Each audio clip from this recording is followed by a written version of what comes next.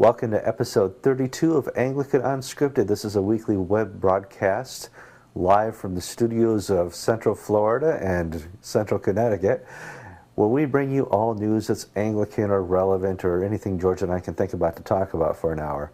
I'm Kevin Coulson. And I'm George Conger.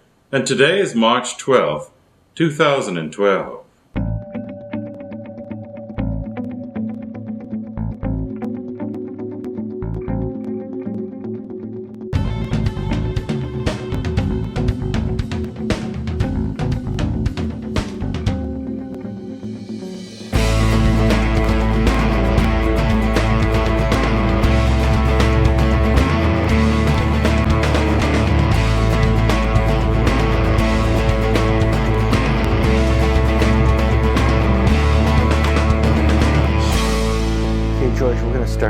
Today in history, it's what made us famous. Well, I guess the EMEA made us more famous, but it keeps us going is Today in History. And today in history, we're going to talk about the Tohoku earthquake. It happened in just north of Japan. It was a 9.0 on the Richter scale, which is, all right, that's just devastation. If that had hit in Tokyo, it would have taken down the buildings we saw swaying. What's remarkable about this earthquake is the devastation. Some 20,000 people died, not because of the earthquake, but because of the tsunami that followed it. And, you know, there's many different layers of this. There's the earthquake, there's the tsunami, there's also the nuclear reactor that almost melted down. Yes, the Fukushima reactor in Sendai for a 12-mile radius, I believe it was, or 12-kilometer radius. All people had to be evacuated. And the soil still has some radioactivity noted into it from the release of the coolants from that reactor. The devastation is just remarkable. We're getting reports from on the Pacific Northwest of the U.S. that there are debris fields coming ashore that have washed over the year, over this last year, have made it to the U.S. coast from the Japan. Yeah, I mean, people watching the video right now, I'm showing the video of this vast car park that was just completely wiped out by the waters. And there's places on the coast that were inland about a mile where the coast just went down about 3 or 4 feet, and all that was filled with water from the ocean.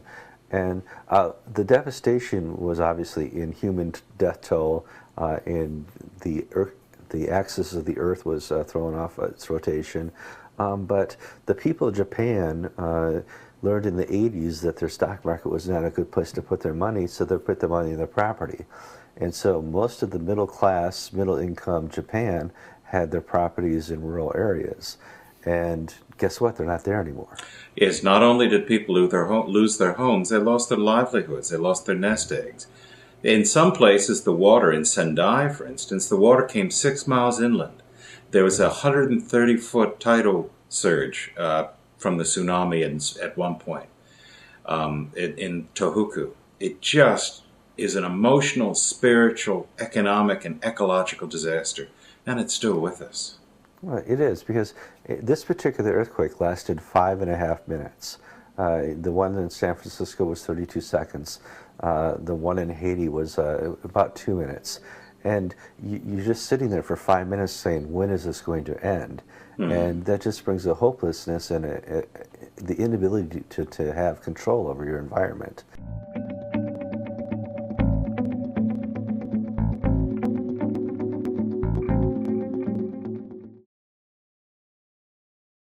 I said a few years ago in Birmingham, Alabama, at the conclusion of our successful clinic defense that abortion is a blessing.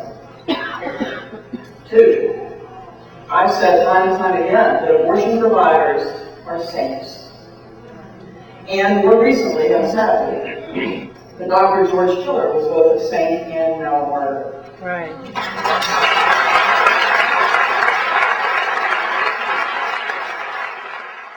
George, we're going to talk about a very sad story, like our first story, the tsunami in Japan. We're going to talk here about Katherine Ragsdale. She's the Dean of the Episcopal Divinity Seminary in Boston, Massachusetts. And she's most famous for saying abortion is a blessing. And obviously everybody in the world scratches their head at this one. Abortion at best is murder. At worst, it's a genocide of generations and generations of children. But she's picked a topic that she's been made famous for, and organizations are starting to continue to use her to get their agenda through. What did she do Thursday? She testified before a congressional subcommittee on the judiciary. She was a witness called by the Democratic members of the committee. And she spoke about the moral basis for having abortions, why abortions are a good thing morally and economically and socially. And she also recounted her own past, where she once took a 15-year-old girl from Massachusetts to New Hampshire without the child's parents' knowledge or permission to procure an abortion. And Dr. Ragsdale said she'd gladly do it again, even if it were illegal. Which is amazing, because there's so many things you just go, is this some type of Old Testament character? Who does this type of evil? And you just sit there and you can't ponder this to death. Somebody has taken somebody else's child across state lines without their knowledge and provided a medical procedure that terminates the pregnancy. The father of the child is not involved. The parents of this child are not involved. It's incomprehensible how this is a blessing, and how a person with a collar who is ordained into a church can believe this and conduct themselves in this way. Well, Kevin, it really doesn't take that much commentary for you or me to make this issue so awful, because it's just so self-evidently evil what's going on here. It's the promotion of a culture of death. And for someone to identify themselves as a Christian minister, an Episcopal minister, and be promoting, as you described it, the genocide of a generation, that's evil. It is. And what really happened here is they've always argued that these are unwanted pregnancies. Well, if you're taking the child out without anybody else knowing and having the abortion, how do you know the parents of this pregnant daughter, their pregnant daughter, wouldn't want to raise the child? How do you know the father of this pregnant girlfriend wouldn't want to raise the child? The argument that you make, you're erasing.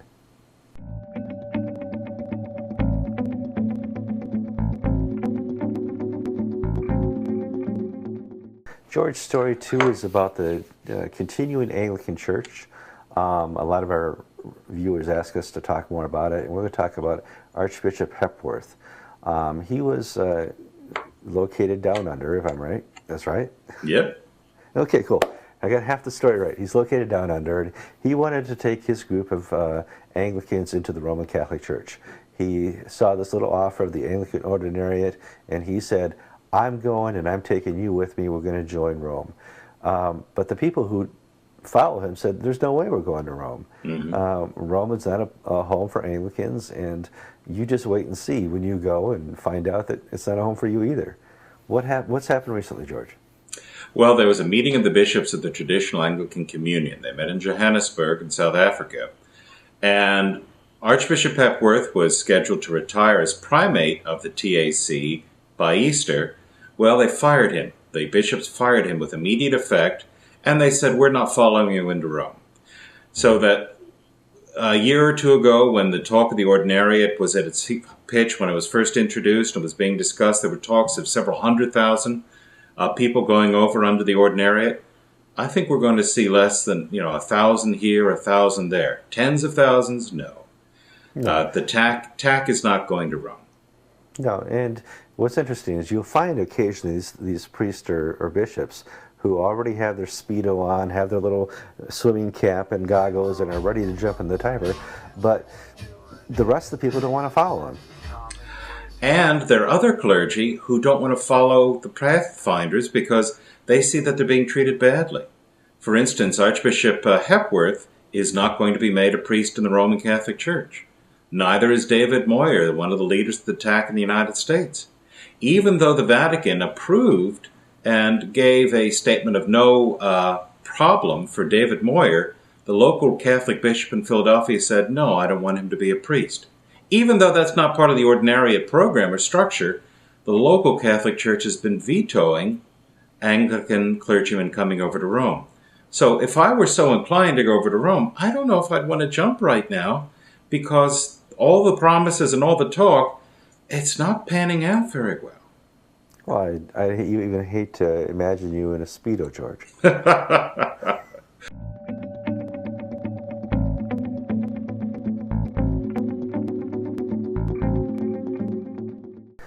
George, this is just so far a week of sad news.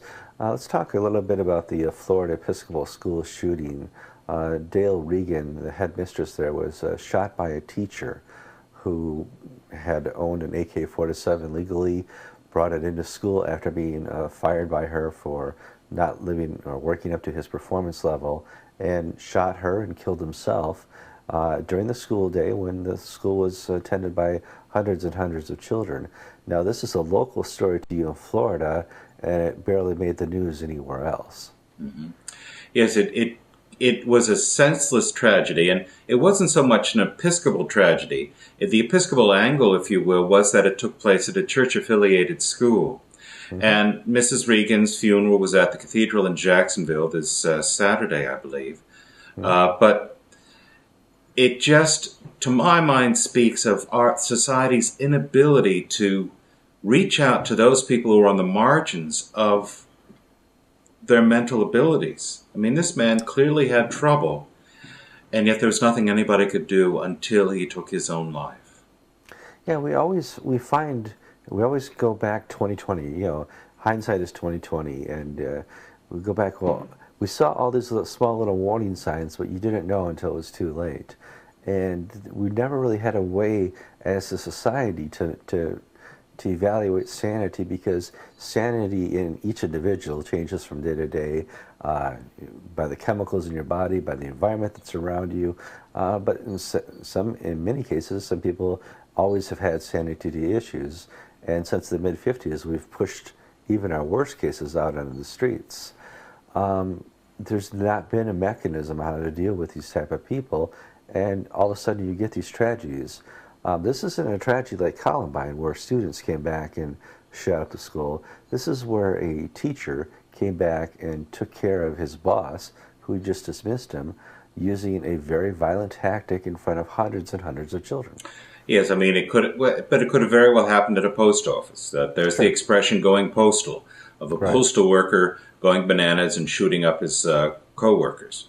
Mm-hmm. This is that sort of thing that happened, and we don't know what was in that man's mind. We don't know what was in his soul, and it just is a tragedy that I just think is just going to happen again.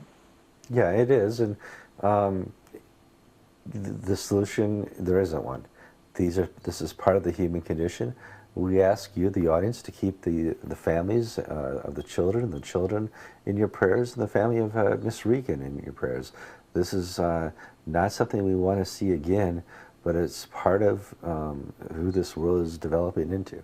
Well, Kevin, I don't think the world is developing into it. I think it's always been a fallen, sinful, cruel world. And just each age has its own way of people acting out in this sinful, broken sense. And that's a tragedy. We shouldn't stop praying for the people involved. We shouldn't stop praying for peace on earth. But we have to realize this violence is going to be with us till the end of time.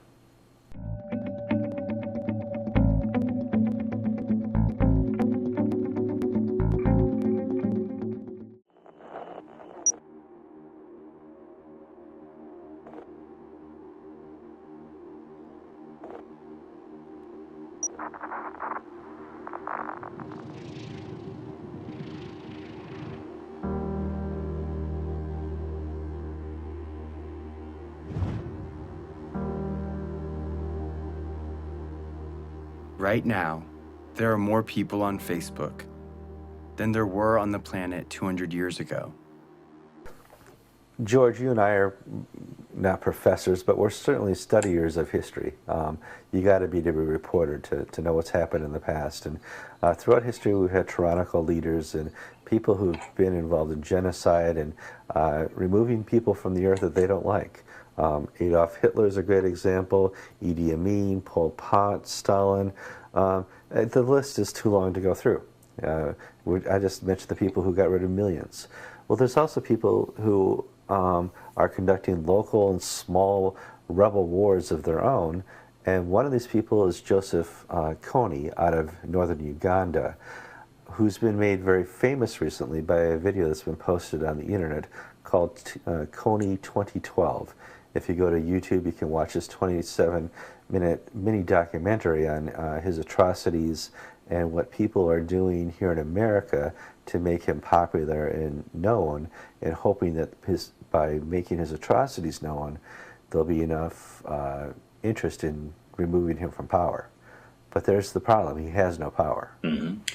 See, I think it's wonderful that there's awareness being made about the crimes of Joseph Kony. But, you know, I've written maybe 20, 30 articles over the past 10, 15 years about Kony. At the 1998 Lambeth Conference, I remember the Bishop of Northern Uganda addressed the conference on the depredations of this group. They killed his wife. They kidnapped and raped his daughter. This is not new by any means. This is not news, but the good thing is his video is putting it out into the American conscience that there is this problem. But, my friend, it's not news. It's not new news. No, it's not news. I like the fact that the people who put this video out are making available to the world the atrocities of Joseph Kony. I don't like the idea that making known to the world the news of Joseph Kony and his atrocity is going to defeat him. What's going to defeat him is military action in Uganda, based either with the help of America or other European-based troops and the army in north of Uganda. And what's also going to defeat him is giving money to those who help his victims. The Kony 2012 people do not have an operation to help the victims. Their operation and the money you're giving is just to promote and further the message you're giving about Kony. And George and I recommend that you give to the Mennonite Missions and the Anglican Relief and Development Foundations, which redirect monies directly to the victims of Joseph Kony. See, good intentions is not going to defeat Joseph Kony. He's been around since 1987. Now, if you remember, in 1987, a prophetess named Alice Lakwena made a march on Kampala with her followers, saying the kingdom of God was at hand, and she was going to introduce a reign of bliss based upon her interpretation of God's Holy Spirit. This was called the Holy Spirit movement. Well, the Holy Spirit movement was dispersed by the Ugandan army, and Kony, who was a cousin, and the original followers were dispersed into the jungles of northern Uganda, into the bush. Well, over the years, Kony's original followers have all died off, and he has no popular support whatsoever. And he goes into villages and kidnaps children and teens and trains them to be killer soldiers. And frankly, and last year, the U.S. government sent 100 Special Forces troops to Uganda to train their army in search and destroy missions to put down this terrible, terrible rebel movement. Now, the other thing is that this is in the interest of the government in Khartoum. They are rumored to support arms and weapons and ammunition because it keeps South Sudan and Uganda and the Central African Republic in a state of turmoil. See, yeah, it's expensive to wage a guerrilla war. You've got to get the guns somewhere, and they aren't just lying around in the bushes of northern Uganda. No. And Africa is ripe for this type of thing. We'll just talk about the genocides in Rwanda. We'll talk about the Lost Boys. We'll talk about all these little things that happen sometimes between Christian and Muslim conflicts, but also of revolt and rebellion conflicts. There is no real good operandus or democratic operation to deal with those who want to revolt. Here in America, we have a revolution every November 2nd. It's a different type of revolution that they understand in parts of Africa.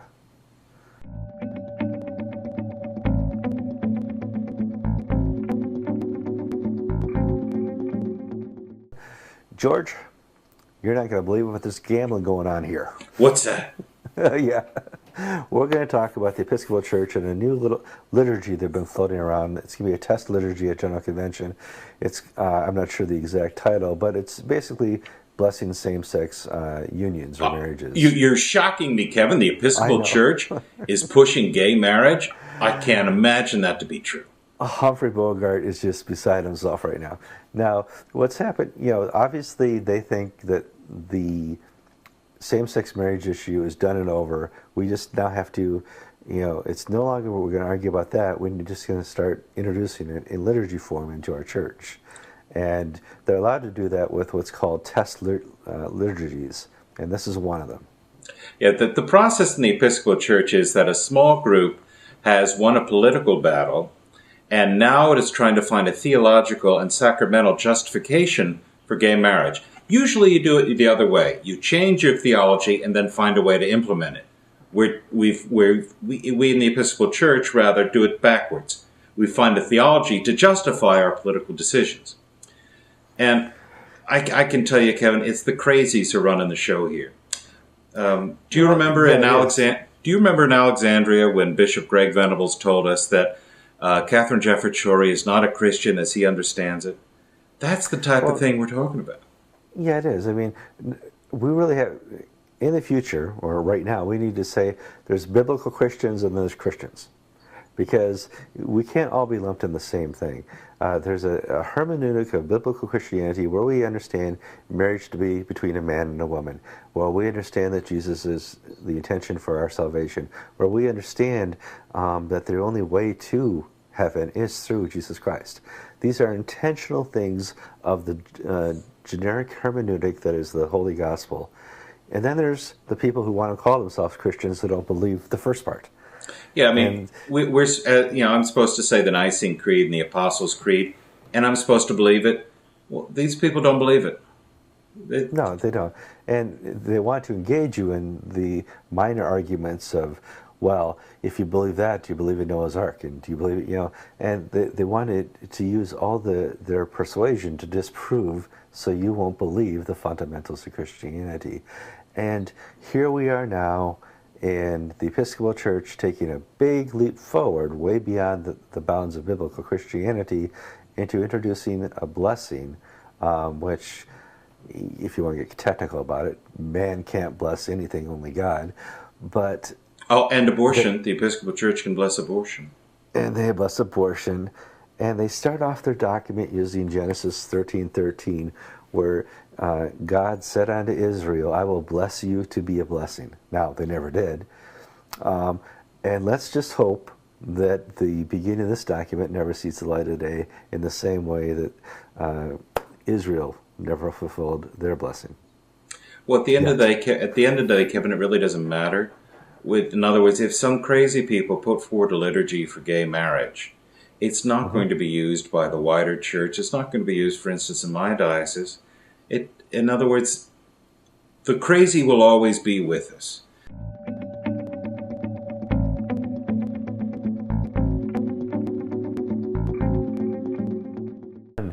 Anglican Unscripted would like to welcome the Reverend David Old to the show. He is a deacon down in Sydney, Australia, and he's joining us for the first time. And I know the audience is looking at him and going, well, he looks just like that Peter fellow. Well, this is the... No, I think you'll find the other guy looks just like me. You're twins, as a matter of fact. Peter and David are twins, and you're separated by that's right. by continents, not just by time and countries. And oceans. That's right. And we are finally a safe distance apart. Finally. You can't kill each other from there. That's right. So I'm bringing you onto the program this week because we're going to talk about some of the happenings down in Australia, especially the Diocese of Glypson, which, if I remember correctly, in Australia there's 23 different dioceses. Yes, that's right. And what happened is the Bishop John McIntyre wanted to bring in a new rector into his crew, and he hired the Reverend David Head. And all was well until a certain picture showed up in the newspaper.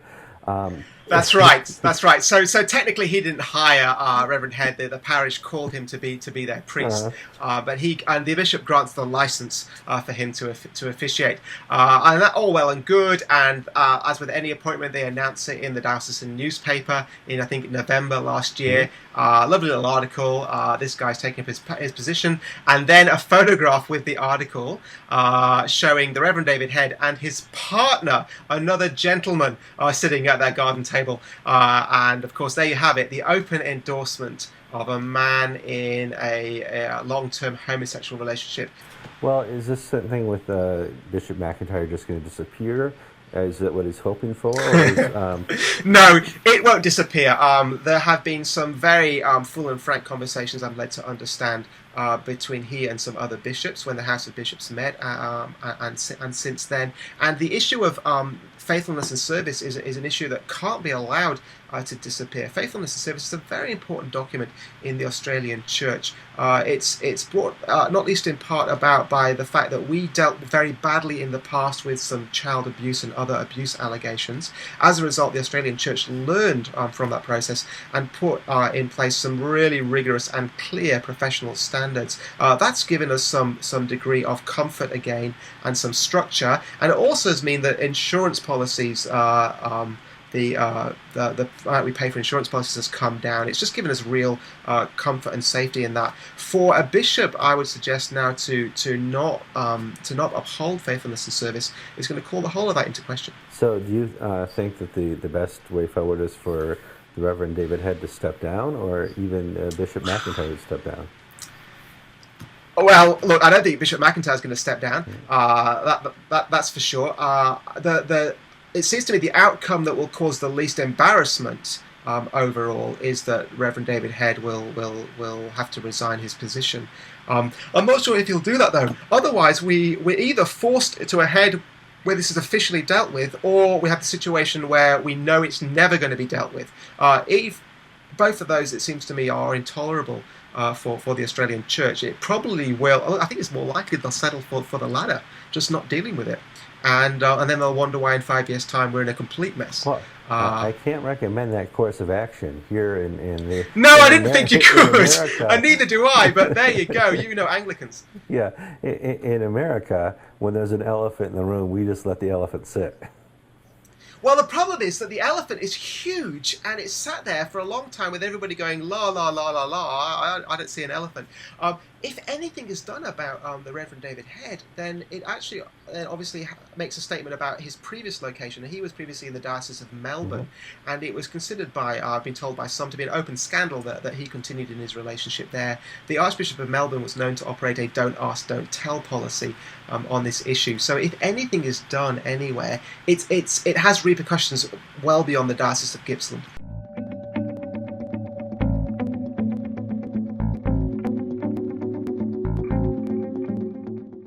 Our legal advisor to all things Anglican, and basically he's the face of the legal policy of the Anglican community because he makes sense of all the gobbledygook. Alan Haley, welcome to the show. Thank you. Okay, today you kind of want to talk about the Anglican Covenant and where it's going. New viewers and new people to Anglicanism, we used to have what's called the Instruments of Unity, which was the Lambeth Conference, Archbishop of Canterbury, the AAC or the ACC, and these are...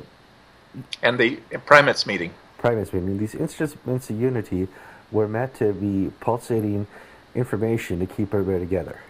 The primates would meet and have a structure and do the theology. The Archbishop of Canterbury would help with little ground wars here and there. But all in all these guys were put together for one purpose, that we would not need a covenant. But they don't work right now. They haven't worked in a long time.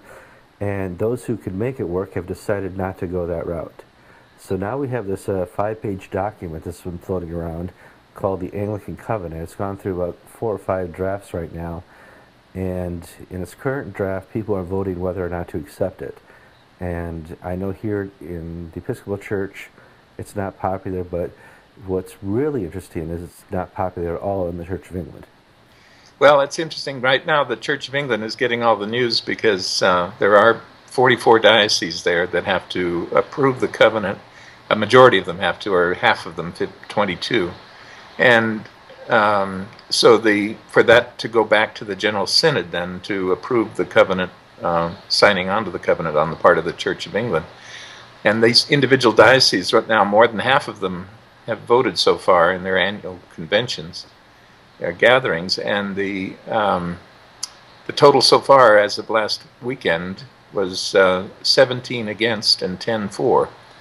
So that's 27 out of the 44 that have voted. There will be another 5 or so voting next weekend, and another 5 or so voting the weekend after that. And we should have a clear picture by then, because with 17 against, if they get 22 voting against, then it will be impossible to have a majority in favor of the covenant, and the result would be that the covenant would not even go back to General Synod for its approval. It would be dead, essentially, for a number of years in the Church of England. And so that's riding right now because the Archbishop of Canterbury put out a video, and the Inter-Anglican Standing Commission on Faith, Unity, and Order has put out 3 videos. So there's a push on in the Church of England to try to get this approved and not to have it go down to inglorious defeat in the mother of all Anglicanism. So if it goes down for defeat this in summer in General Convention, Indianapolis, then it will probably be dead for all purposes in the Episcopal Church as well. Now, that being said, if the Church of England and the Episcopal Church turn it down, there are only 2 provinces out of the 38 provinces in the Anglican Communion. And they really don't, although they get a lot of the news, their numbers are not very much in terms of the total membership. And we have so far 5 of the 38 provinces in the Anglican Communion that have approved the covenant already. 1 province only so far, the Diocese of the Philippines, or rather the province of the Philippines, has not approved it, has turned it down. And various other provinces are in a state of consideration. But 1 province, for example, of the Global South that did approve it is the Anglican province, Southern Cone. Mm-hmm. And so we have a range of possibilities over here, and it's going to be fascinating to see how it plays out, particularly if Rowan Williams departs the scene, because then, as expected this next summer, according to all the reports, then everything will turn in the future on the next Archbishop of Canterbury. We will have an Anglican Communion where it's quite possible that a majority, say 20 or so, of the provinces of the Anglican Communion would sign on to the covenant, and then the balance would not, and that would effectively create de facto 2 Anglican communions, because the covenant itself provides that only those who sign on to it or who have it under consideration at the time for signing on may participate in the procedures that it sets up and establishes. And well, for me, this brings a bigger, interesting question. We all signed on to the Windsor Report. Right. We all signed on to all these meetings since then, whether it would be Tanzania, whether it be Ireland, all these different places. We sat down and said, okay, we agree to this, or we don't agree to this. In paragraph 149 of the Windsor Report says, there may be a time that we walk apart. Correct. We've never, ever dealt with those previous documents. Are we going to deal with this document? Well, it's interesting because, the Windsor Report proposed a covenant. That was where the idea of a covenant first took hold, and they actually attached a draft covenant for discussion. And it's what's changed in the draft of that covenant in 2004 and the current one is interesting, because there was, under the 2004 draft, if you go back and look at it, you'll find that the only body that was established or that was created anew was something called a Council of Advice for the Archbishop of Canterbury to help him deal with communion-wide issues. And every province under that draft would have created a position of a communion liaison officer whose job it was to report to the Archbishop of Canterbury or to the Secretariat of the Anglican Communion any issues arising in that province which may have been a cause of difference or disagreement elsewhere in the communion. And then everything would be dumped into the lap of the Archbishop of Canterbury to decide what guidance should be provided in this situation. And the guidance was the end of it. And that was it. He would make some recommendation for guidance just the way he always has. So nothing really changed that much, and that was a recipe, as I say, for traditional Anglican fudge, the way it had always been baked. Well, yeah, I mean, we can really say that Rowan Williams and decisions are an oxymoron. It's just Yeah, but the paradox is, since that first draft, that under Rowan Williams' guidance, the covenant evolved through the various drafters of it into something that now is something that the Americans and even many of the English say, this is terrible, this is very un-Anglican, because it proposes a standing committee, and the standing committee could kick out people from the communion. Well, it's not really that bad. All the standing committee can do, just like in the earlier draft, is make recommendations, and it's up to the individual provinces as to whether they follow that or not. And it's up to the Anglican Consultative Council, which is the only constitutional body of the Instruments of Unity, and has a constitution with a list of membership. And it's that list of members that determines whether you're a member of the Anglican Communion or not. So it's always been in the hands of the Anglican Consultative Council to decide who is and who will not be a member. Nothing changes there, and this covenant really simply takes the focus away from the Archbishop of Canterbury and puts it onto this new body, the Standing Committee of the Anglican Communion, and everybody thinks that's some sort of, bugaboo to be avoided, and well, it is, because it's already a stacked deck. Well, it's a stacked deck, but and then here we have the Episcopal Church saying it's probably not going to join the covenant, so it automatically then disqualifies itself from further participation in it. Mm-hmm. So it's it's going to be very interesting to see how this plays out. And as I said, the real dividing line is going to come if there are a majority that approve the covenant, so that it goes into effect as soon as any province approves it for that province. And so if you have 20 or so that have approved it, then you will have 18 which do not, and the 18 which do not will have a limited role in the ongoing future of the Anglican Communion. And furthermore, the next Lambeth Conference in 2018 or so will be convened by a totally unknown person at this point, who is going to be the Archbishop of Canterbury at that time. And it'll be very interesting to see, depending on who that is, just whom he invites and whom he does not invite, or she. Let's clarify. If just 5 provinces sign on to the covenant, right, that doesn't make the covenant in effect for the whole Anglican Communion. No. We have to have a majority sign in, and then it takes effect for the majority? It takes effect just for the ones who sign it, exactly. Okay. So whether 5 sign it or 20 sign it, it will be significant if 20 sign it, because they will be a majority of the communion. Mm-hmm. They will be the larger group. But yeah, it goes into effect only for those who sign it. So even if they're not the majority, if only 5 provinces sign it, they are the Anglican Communion. And any others that still have it actively under consideration.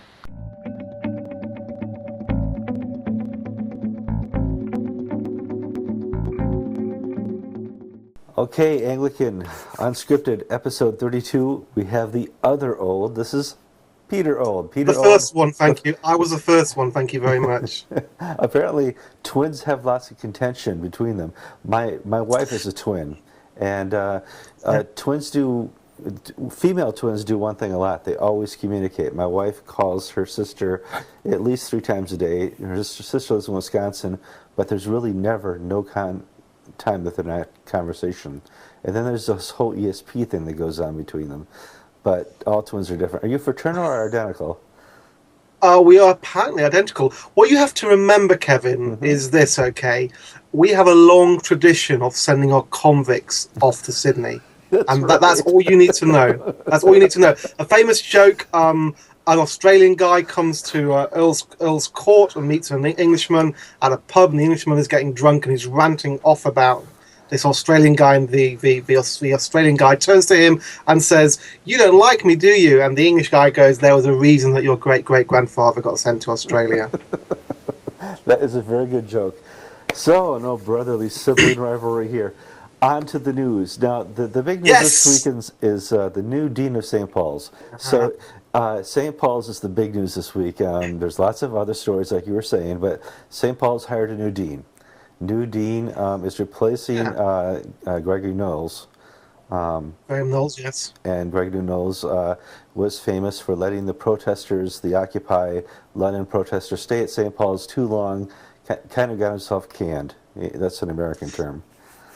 Yeah, he basically wasn't happy with the protesters and got the Canon Chancellor Giles Fraser resigned. No bad thing, let's be honest.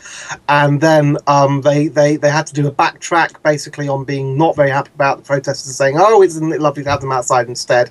At which point Graham Knowles thought, "Well, that makes my position completely untenable. Bye bye." Yeah. So now there's a brand new dean. The first statement from the new dean is, gay marriage is what we should be all about. Yeah, the very Reverend Dr. David Ison has been Dean of Bradford Cathedral for the last few years, where by all accounts, on the management side, he's done a great job. He's rescued it from bankruptcy, so that side of things, excellent. Problem is, in his interview, when he was sort of introduced to the press and so on, he was asked a little thing about gay blessings, gay Thanksgiving services for civil partnerships, and he said, "Yeah, I've done that before. I'll do it again." Whoops. Which is like everybody's going. And so this very morning on the Sunday, as we record this, he's on the Sunday program, which is on the BBC first thing in the morning, and he gets asked the same question again. Basically, will you do a blessing of gay partnerships at St. Paul's Cathedral? Oh, look, a different answer. That's interesting, isn't it? His answer basically was, well, of course, there is no such thing as a service of gay blessing. And if I was to do any prayers of thanksgiving after a civil partnership, it would be, and here's the corker, it would be A, in line with the guidance from the Church of England, and B, with the permission of the bishop. Now, the Bishop of London is Richard Chartres. Sure.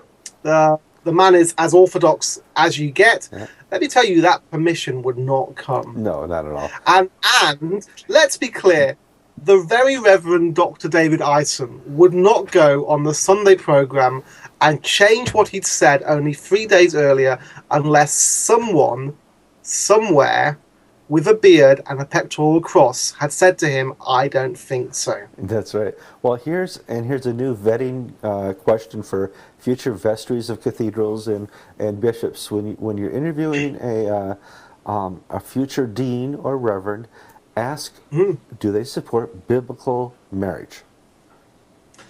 You can't ask people things like that. It's the Church of England.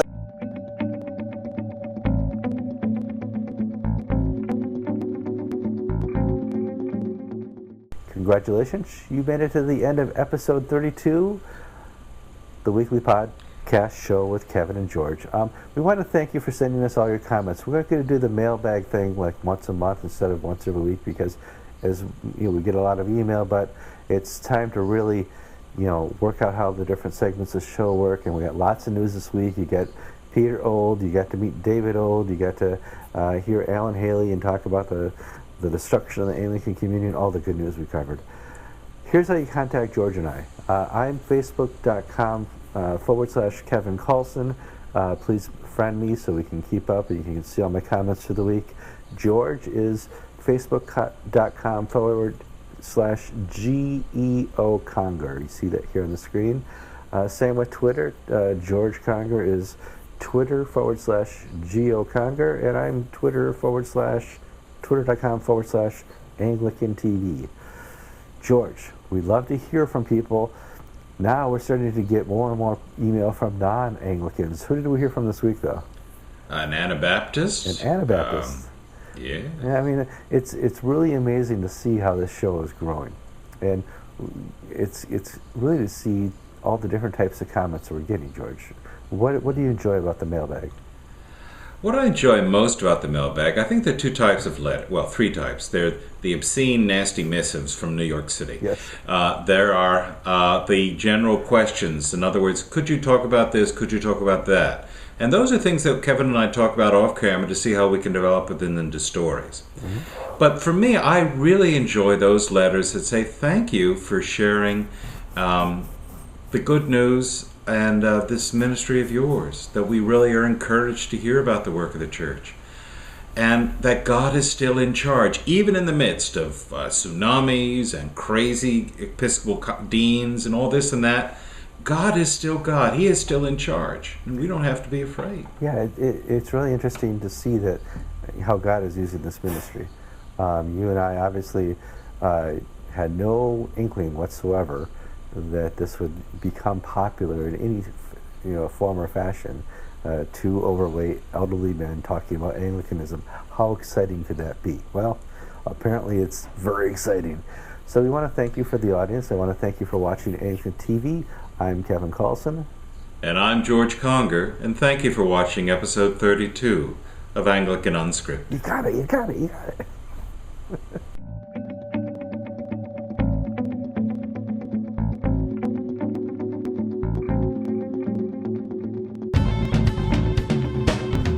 What do we want to say about that? Because I don't really know that much of anything. Well, you will as I talk about it. You'll catch on. 3, 2, 1. George, take off the glasses. Nobody, I need them more than you do, but I need them to read my crib. Oh, you need to. But listen, this is unscripted. You should not be reading a script. Don't tell me you need to read anything. Yes, Kevin, you are absolutely right. You're funny. 3, 2, 1.